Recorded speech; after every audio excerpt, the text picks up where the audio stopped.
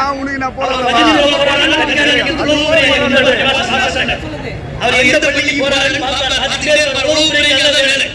இனி வரும் காலங்களில் உளவுத்துறைக்கு ஆவுக்கு இன்னும் உளவுத்துறை உங்களுக்கு வேலை. இந்த தாய்மார்கள் பஜ்ஜி தொழுறாங்களா, லுஹர் தொழுறாங்களா, 5 வக்த் கிடைக்கா, இவர் அக்குசு செய்வதற்கு தகுதிப்பட்டுட்டார். இஸ்லாத்தை நடைமுறைப்படுத்துகிறார். இன்னொரு பத்தி ரிப்போர்ட் மோடிஜி கொடுத்தாங்க. மோடிஜி இன்னும் ஹஜ்ஜிக்கு போகவே இல்லை. இஸ்லாத்தில் ஒரு அடிப்படையில் குறை வச்சிருக்கிறார்கள்.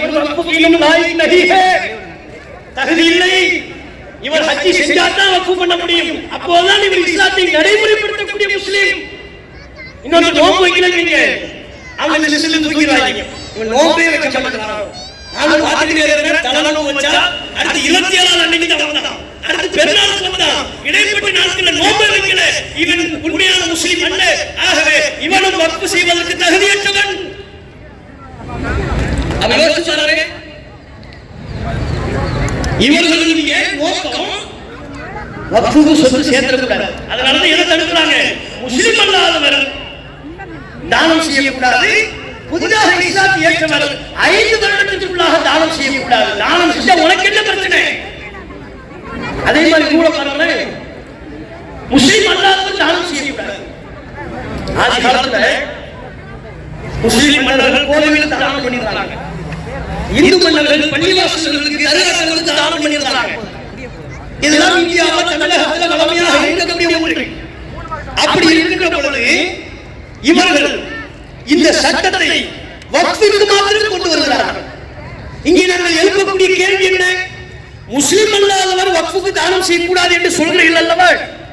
இந்த சட்டத்தை நீங்கள் சரி கண்டால் இதே போன்ற சட்டத்தை இந்து அல்லாதவர் கோவிலுக்கு தானம் செய்யக்கூடாது சொல்ல தயாரா? கிறிஸ்தவர் அல்லாதவர் தேவாலயங்களுக்கு தானம் செய்யக்கூடாது.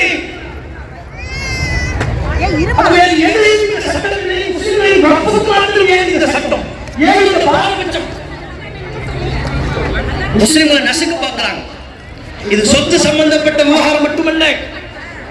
இதை வெறுமனே நம்ம பள்ளிவாசல்களோடு தொடர்புபடுத்தி விட்டு சென்று விட முடியாது. ஒரு விஷயத்தை நாங்க தெளிவா சொல்லுவோம். சம்பல்ல ஒரு பள்ளிவாசல், அந்த பள்ளிவாசல் அளவெடுக்கணும்னு உள்ள வந்தீங்க, அபகரிக்க பார்த்தீங்க. அந்த பள்ளிவாசலை பாதுகாப்பதற்கு 4-5 பேர் உயிரை கொடுத்தார்கள். ஒரு பள்ளிவாசலை பாதுகாக்க. இன்று நீங்கள் வக்ஃப் சட்டத்தின் மூலம் 1000 பள்ளிவாசலை எங்க வந்து நீங்க ஆட்டமும் சேட்டையை காட்டுற? நீங்கள் எல்லாம் அப்படி 4 பேர் அங்க செத்து போயிட்டான் பாடியை காட்டினா நாங்க பயந்துருவோம் நினைச்சியா? நீ காட்டுற பூச்சாண்டிக்கு பயப்படக்கூடிய கூட்டம் இது அல்ல. நீ என்ன அடக்குமுறை பண்ணாலும் அதற்கு அஞ்சக்கூடிய கூட்டம் அல்ல. நாங்க சட்டத்தின்படி போராடக்கூடிய கூட்டம், நியாயத்தின்படி போராடுகிற கூட்டம், நீதியின் வழியில் நின்று உண்மை வழியில் நின்று ஒரு நாள் இன்ஷா அல்லாஹ் உங்களை ஓட ஓட விரட்டி அடிப்போம். அந்த நாள் மிக விரைவில் சீக்கிரமா. இந்த வழக்கு இறுதியா? உச்சநீதிமன்றத்தில் வழக்குல இருக்கு. 16ஆம் தேதி வழக்குக்கு வரும். உண்மையிலே இந்த நேரத்தில் பலருக்கும் நாம நன்றி சொல்ல கடமைப்பட்டிருக்கிறோம். இந்த வக்ஃப் சட்டத்தை எதிர்த்து பார்லிமெண்ட்ல உளப்பூர்வமா நிறைய பேர் குரல் கொடுத்தாங்க. அவர்கள் அத்தனை பேருக்கும் நாம் நன்றி செலுத்த கடமைப்பட்டிருக்கிறோம். அதுபோல் தமிழகம் எங்கும் பல்வேறு கட்சிகள் கருத்து வேறுபாடுகளை கலைந்து ஆர்ப்பாட்டங்களிலே ஜனநாயக போராட்டங்களிலே ஈடுபட்டார்கள். நன்றி செலுத்துகிறோம். உச்சநீதிமன்றம் வரையிலேயும் வழக்கிற்கு சென்றிருக்கிறார்கள். 16ஆம் தேதி வழக்கு வருது. இப்ப நமக்குள்ள ஒரே கவலை என்ன தெரியுமா? பாபர் மஸ்ஜிதுக்கு சொன்ன மாதிரி நான் தீர்ப்ப கடவுள்கிட்ட கேட்டேன். இங்க இருந்து ஒரு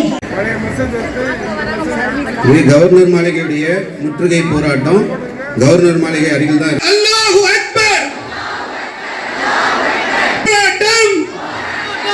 போராட்டம் முஸ்லிம்களின் போராட்டம். ஒன்றிய அரசை கண்டித்து முற்றுகை செய்யும் போராட்டம். நீ அடக்க நினைத்தால் நாங்கள் அடங்க மறுப்போம். உன் திருட்டுத்தனத்தை நாங்கள் கலைந்திட மாட்டோம். இனி கலங்கவும் மாட்டோம். இனி ஒவ்வொரு நாளும் உன் உறக்கங்களையும் ஆசாதி ஆசாதி இனி நாடே கேட்கும். வக்ஃபை மீட்கும் வரைக்கும் எங்கள் போராட்டம் தொடரும்.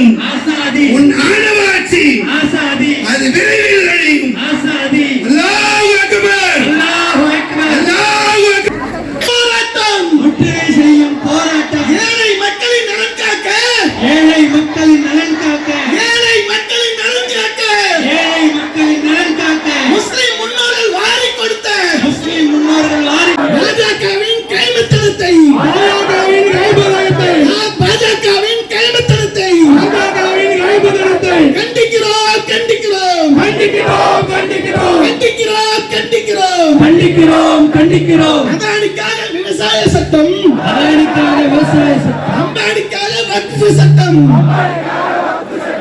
அம்பானிக்காக வக்ஃபு சட்டம், பெண்ணாரி மாளிகை காப்பாற்ற யாரடா நீ யாரடா, யாரடா நீ யாரடா, எங்கள் முன்னோர் வாரி கொடுத்த வக்ஃபு சொத்தை நிர்வகிக்க திருட்டு கும்பலே நீ யாரடா, வக்ஃபு வாரிய நிர்வாகத்தில் உன் கை வரிசை பலிக்காது. எங்கள் சொத்தை சுருட்ட நினைத்தால், எங்கள் சொத்தை சுருட்ட நினைத்தால் வந்து கொண்டிருக்கிறார்கள். வந்திருக்கக்கூடிய சகோதர சகோதரிகளுக்கு தொண்டரணியினர் தகுந்த ஏற்பாடுகளையும் அந்த போராட்டத்தில் அவர்கள் பங்கு பெறக்கூடிய அந்த வாய்ப்பினையும் வந்திருக்கக்கூடியவர்கள் பேனர் வச்சிருக்கீங்க. நோட்டீஸ் உங்களுக்கு கொடுக்கப்பட்டிருக்கும். நம்முடைய ஜமாத்தி கொடிகள் கொடுக்கப்பட்டிருக்கும். அதையெல்லாம் கையில் வைத்துக் கொள்ளுங்கள்.